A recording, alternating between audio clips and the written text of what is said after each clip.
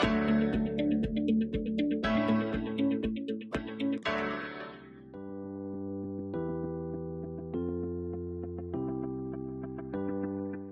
everyone, welcome to the session in which we are going to introduce big data to you. जब भी हम कोई smartphone use करते हैं, एआई यूज करते हैं या इंटरनेट यूज कर रहे हैं या कोई बुकिंग कर रहे हैं किसी तरह जैसे कैब बुकिंग या ट्रांजैक्शन कर रहे हैं बैंक में, तो हम एक्चुअली क्या कर रहे हैं? We are generating data. Just take one example कि हम स्मार्टफोन यूज करते हैं. किस लिए यूज करते हैं ज्यादातर? To call up somebody, to give some message to someone, to see some photos or upload some photos or see some videos, for mails, for music and much more. While doing so, एक person क्या कर रहा है? Again, generating data. सवाल ये है कि एक व्यक्ति अगर फोन यूज करता है एक दिन में for normal purposes, तो on average वो कितना डेटा यूज कर लेता होगा? You will be surprised. एक व्यक्ति 1 GB के करीब डेटा जनरेट करता है एक दिन में. और ग्लोबली कितने यूजर्स हैं स्मार्टफोन के? बिलियंस. तो एक दिन में कितना डेटा जनरेट हो जाता होगा? Just think over. Because of its vastness, इस डेटा को एनालाइज करना बहुत कॉम्प्लेक्स हो जाता है.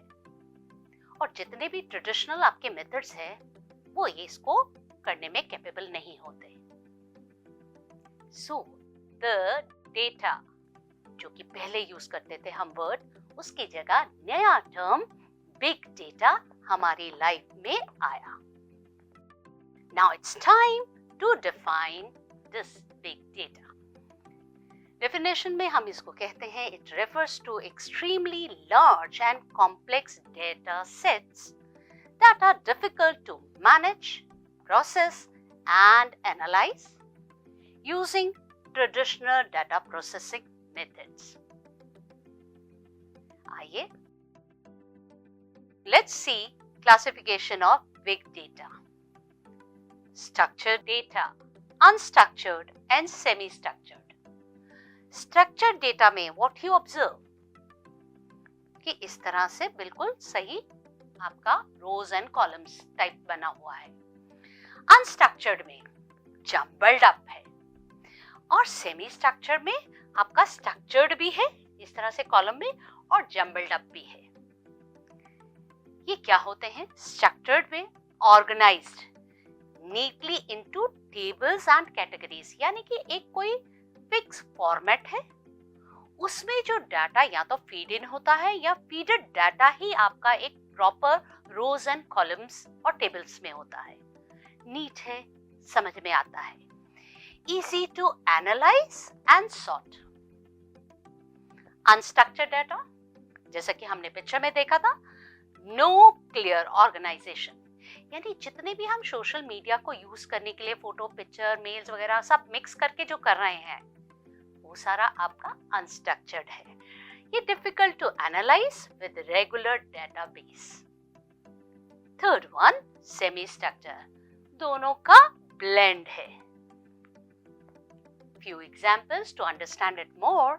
स्ट्रक्चर्ड डाटा आपका एक्सेल फाइल्स जो आप यूज करते हैं या एसक्यूएल डेटाबेस, वो आपका स्ट्रक्चर्ड डाटा का एग्जांपल है. जितने भी फोटोज हैं, म्यूजिक्स हैं, वीडियोस हैं, ये सारे जब एक साथ आ जाते हैं तो ये आपका हो गया अनस्ट्रक्चर्ड डेटा. सेमी स्ट्रक्चर में आपके emails, web pages. After that a very important thing, characteristics of big data, जो कि 5 V's हैं. 5 V's यानी कि आपकी volume, variety, velocity, value, veracity. Let's understand these 5 V's one by one. The first one is volume. Volume, the sheer size of data, जो कि हम शुरू से ही बात करते आ रहे हैं कि इसका साइज बहुत बड़ा है, वही इसकी पहचान है, इसकी कैरेक्टरिस्टिक्स है. बहुत बड़ा यानी कि terabytes, exabytes, even zettabytes. Variety, different types of data आपको मिलते हैं, जो कि अभी हमने डिस्कस किया, structured, unstructured, semi structured. Velocity, velocity यानी स्पीड, बहुत फास्ट काम होता है. फास्ट किस तरह से? हम अक्सर जो भी गेम्स खेलते हैं, सेफ और पबजी, दो लोग अलग अलग पॉइंट पर बैठ के अगर खेल रहे हैं, एक ने कुछ एक्शन किया तो दूसरा उसको देख पा रहा है और उसी टाइम स्पॉन्टेनियसली रियल टाइम में उस पर रिएक्ट भी कर रहा है. This shows the speed. कोई भी आपने मैसेज सोशल मीडिया पर डाला, दूसरा देख सकता है उसी वक्त. स्पीड, गैप्स नहीं है. Next, value. आप जितना भी डेटा इसमें देखते हैं बिग डेटा में, वो सारा जो है बहुत बड़ा है. वो क्या है? Raw data. किसी भी कंपनी या ऑर्गेनाइजेशन को उस डेटा में से कोई काम की चीज निकालनी है, यानी उसको एनालाइज करके कुछ पॉइंटर्स निकालने हैं ऐसे, जिससे उसकी कंपनी या ऑर्गेनाइजेशन को कोई ना कोई फायदा हो. Then value is added to the data, यानी big data. Next, veracity. Veracity, अभी मैंने बोला कि हमें इसमें से कोई ना कोई वैल्यूएबल बात अपनी कंपनी ऑर्गेनाइजेशन के लिए निकालनी है, तो ये डाटा होना कैसा चाहिए? ये डाटा कैसा होना चाहिए? रिलायबल होना चाहिए, यानी ट्रस्टवर्दी होना चाहिए. क्वालिटी ऑफ डाटा इंश्योर करना चाहिए कि एक्यूरेट हो. Let's understand example, streaming platform. कौन सा स्ट्रीमिंग प्लेटफॉर्म? नेटफ्लिक्स. आइए सबसे पहले बात करते हैं वॉल्यूम पर. नेटफ्लिक्स बहुत से लोग देख रहे हैं, तो क्या हो रहा है? ह्यूज कलेक्शन ऑफ डेटा हो रहा है फ्रॉम मिलियंस ऑफ पीपल. दूसरा, वैरायटी. जब भी हम नेटफ्लिक्स को यूज करते हैं, सर्टेनली आपका स्ट्रक्चर्ड डेटा भी आता है, अनस्ट्रक्चर्ड भी और सेमी स्ट्रक्चर्ड भी. किस तरह से? स्ट्रक्चर्ड आ रहा है रेटिंग से, अनस्ट्रक्चर्ड आ रहा है रिव्यूज से, and semi structured watch history से. The third one, velocity.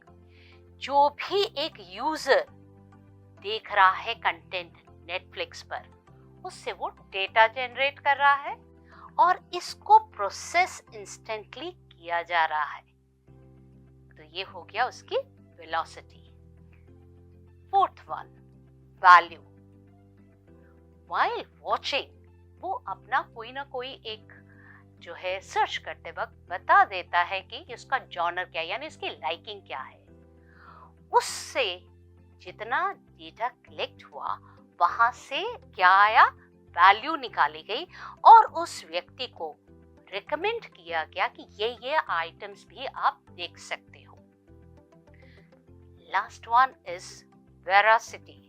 क्योंकि वैल्यू इसमें से निकाली जा रही है, तो इसका जरूरी है कि एक्यूरेट डेटा जाए, ताकि करेक्ट रिकमेंडेशंस जाए.